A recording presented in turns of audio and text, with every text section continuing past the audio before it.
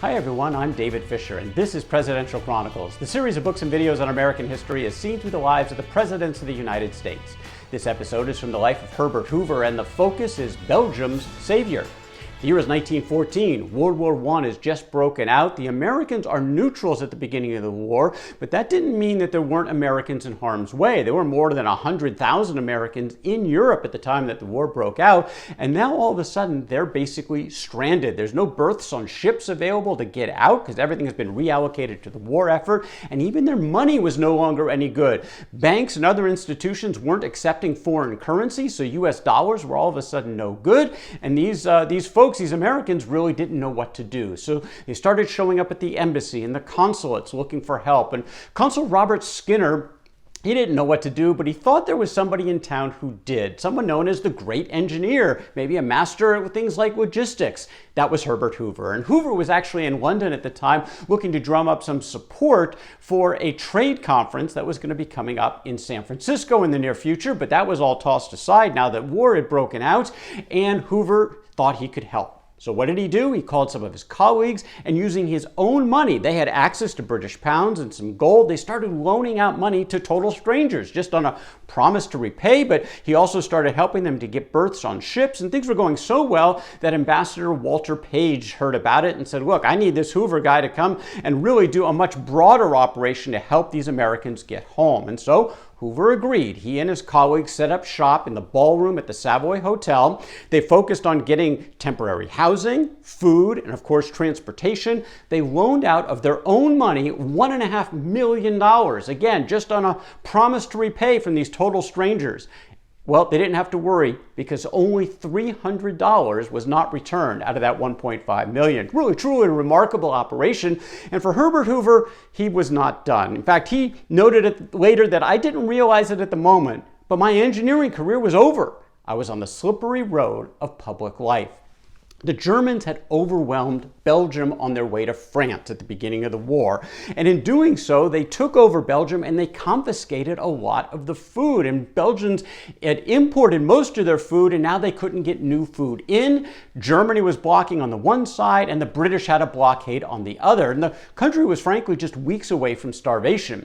A mining engineer, an American who was based in Belgium at the time, Millard Shaler, was there, and he came to London again looking for help. And he knew Edgar Rickard, who was a friend of Hoover's. They got together, told him his story, and they all went to see Ambassador Page in London. Well, others were coming to see Ambassador Page as well, including a Belgian by the name of Emile Francqui. Now, Francqui was someone that Herbert Hoover had clashed with. When they had joint operations in China, things did not go that well. But Francqui now was basically begging for Hoover's help. He told him that you proved right in the Chinese matter. We in Belgium and northern France are faced with life and death for millions of our people. You alone have the setting for the job. If you will undertake it, I will either serve under you or retire from any connection with it.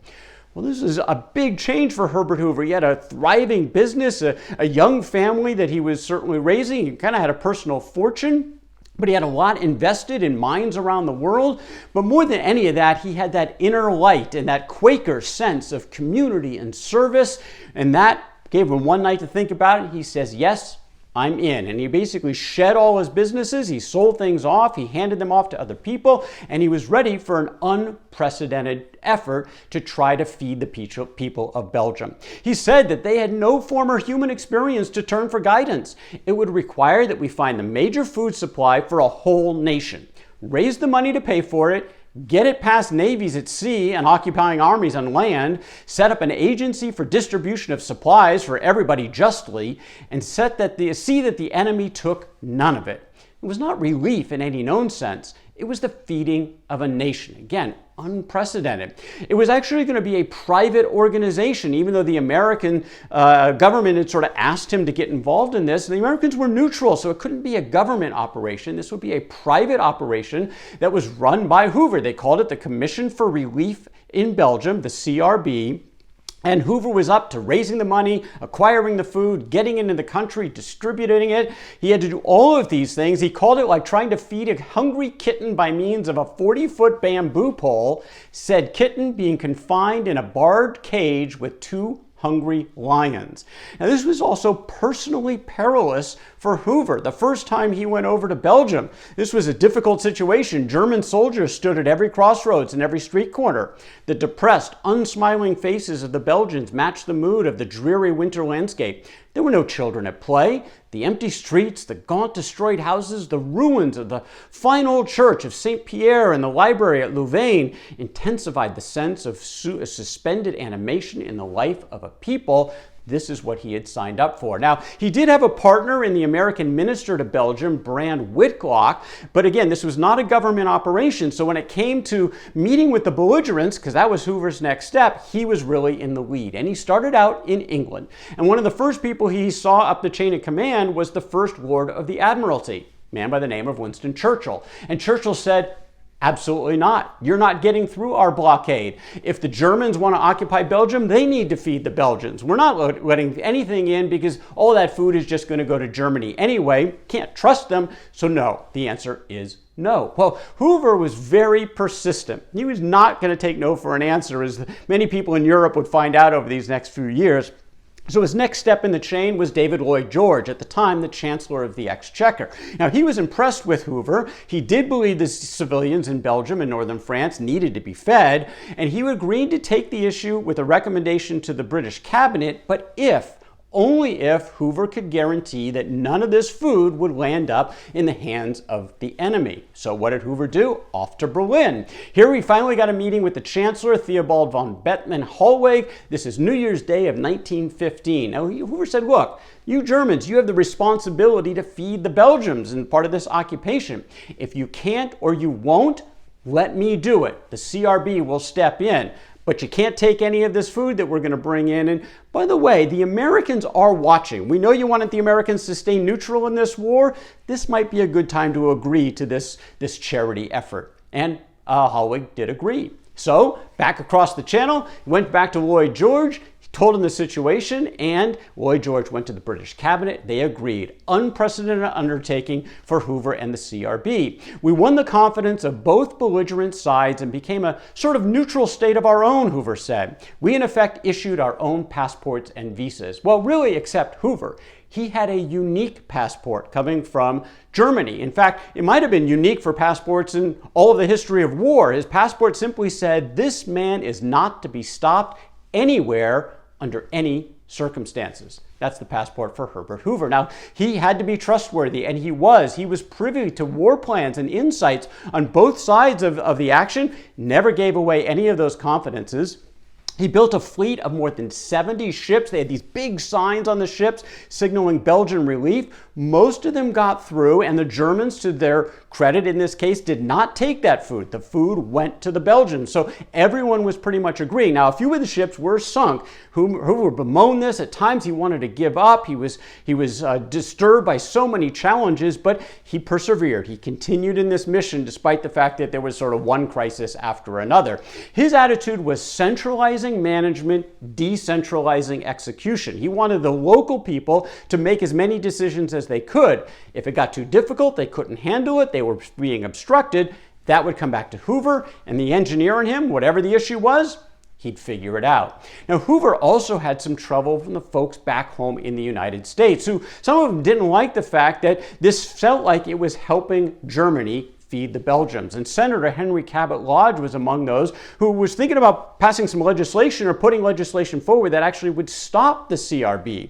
Well, Hoover said, look, I got to head home to Washington and figure this out. Ambassador Page wrote a letter to President Woodrow Wilson, who was well aware of what Hoover was doing and was supportive. And Page just reminded him, life is worth more too for knowing Hoover. But for him, Belgium would now be starving. He's a simple, modest, energetic man who began his career in California and will end it in heaven. And he doesn't want anybody's thanks. He did want support, and he got it from President Wilson. He then went and met with the former president, Theodore Roosevelt, got his support. Roosevelt was the one that said, look, I'll go talk to Lodge. They were friends, and got him to stand down. Eventually, the United States government put about $400 million into this effort to feed Belgium, routed through the CRB. The British government, the French government also came together, but a lot of the funds also raised through charitable contributions by Hoover and his team. Now, in 1916, there was an American election, and Woodrow Wilson ran on a pledge as the man who kept us out of war. He was the one who was sticking to neutrality. He had a narrow victory in the presidential election against the Republican Charles Evans Hughes, but he couldn't keep the United States out of the war for much longer because the Germans at the beginning of 1917 changed their strategy. They didn't think they could win the war by sort of just going at it the way they were doing. They wanted to have an all-out blitz, and to do that, they wanted to impose this policy of unrestricted submarine warfare. Now, that put U.S. vessels at risk. They knew this was likely to bring the U.S. into the war, but their feeling was, if they can do this and do it quickly, they could beat the Allies before the Americans could engage because they hadn't done anything to mobilize as of yet. This was a risky strategy, but it's the one that they took. Now, 1 month after he took his oath of office for the second time, Woodrow Wilson did respond. He asked for a declaration of war against the Central Powers. The United States is now formally into the conflict. As for the CRB, well, Hoover couldn't run it anymore. He transitioned it to other neutrals, primarily people in Spain and in Switzerland. But the results of Hoover's tenure running the CRB, just remarkable. 2.5 years in, 2.5 tons of food were delivered, saved millions of lives. Many Belgians actually could afford that food, and they paid for it. And Hoover transferred the responsibilities of the CRB with money in the bank. About $33 million were still available, in part because Hoover and his team, they were basically all volunteers. They refused to take any money. That was their part of their sacrifice. The administrative expenses of the CRB under Hoover, 0.43%, less than half of 1%. Now, for charities, if you're running administrative fees at about 20% is considered pretty good. This was less than 1/2 of 1%. Pretty remarkable. Except if you know Herbert Hoover, the master of efficiency for the great engineer. But of course, again, the most remarkable thing in all of this for the CRB was saving lives, millions of lives. According to Ambassador Hugh Gibson, he said the relief is without doubt the greatest humanitarian enterprise in history, conducted under conditions of almost incredible difficulty. In its inception and execution, the work of the Commission is distinctly American. Its inception was in the mind of Herbert Hoover. Whitlock, that minister to Belgium for the United States, he put it this way: Hoover's work in the Commission, of course, is one of the modern wonders of the world. And Herbert Hoover was just getting started. But that's the story for another day. That is Herbert Hoover and Belgium's savior, from the life of Herbert Hoover. For more Presidential Chronicles, check out my books on Amazon.com, and don't forget to subscribe to my YouTube channel. Until next time, I'm David Fisher, and this is Presidential Chronicles.